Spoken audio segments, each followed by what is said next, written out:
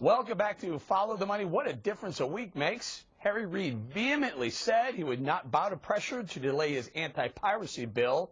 But today, caving to a storm of protest, Reid tweeted, "In light of recent events, I've decided to postpone Tuesday's vote on the Protect IP Act." What happened to Mr. Reid? Joining me now, Heritage Action for America Chief Operating Officer Tim Chapman. Mr. Reid seemed to say, "I'm not bowing to pressure. We're going to go forward with the anti-piracy law, PIPA, in the Senate. It's SOPA in the House." But he said they were going to go to a vote which would have taken place on this coming Tuesday, the 24th, I believe. Yeah, that's right. And then all of a sudden you realize there were a lot of people that were opposed to his idea. It's kind of the same thing that he's done over and over again, which is he kind of schedules things that he thinks are non-controversial and can take up time on the floor because he doesn't really have a real agenda.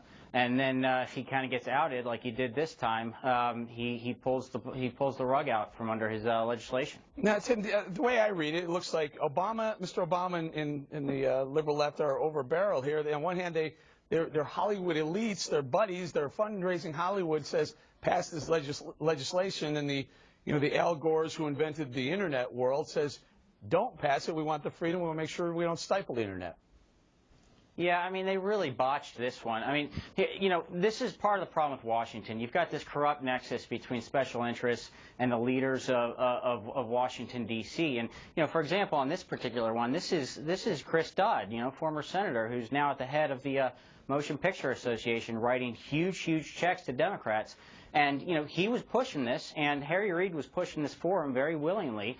And they just thought that they could get this through the Senate and through the House without people noticing. And then all of a sudden, millions of Americans on the Internet woke up to this and said, whoa, we're giving government way too much power with this piece of legislation. This is a huge overreach, and they got caught red-handed. Sure, and just to clear it up for our audience, the issue is Internet piracy, whether or not to go after just the people, just the websites and the groups pirating content, or to go after everyone, or allow this department to go after people who not only pirate, but also the people who send you as an Internet user to the pirates, right?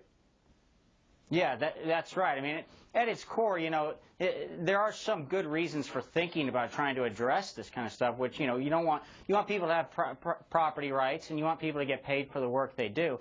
But this was, as typical of many kind of big government efforts to solve problems, this was a tremendous overreach.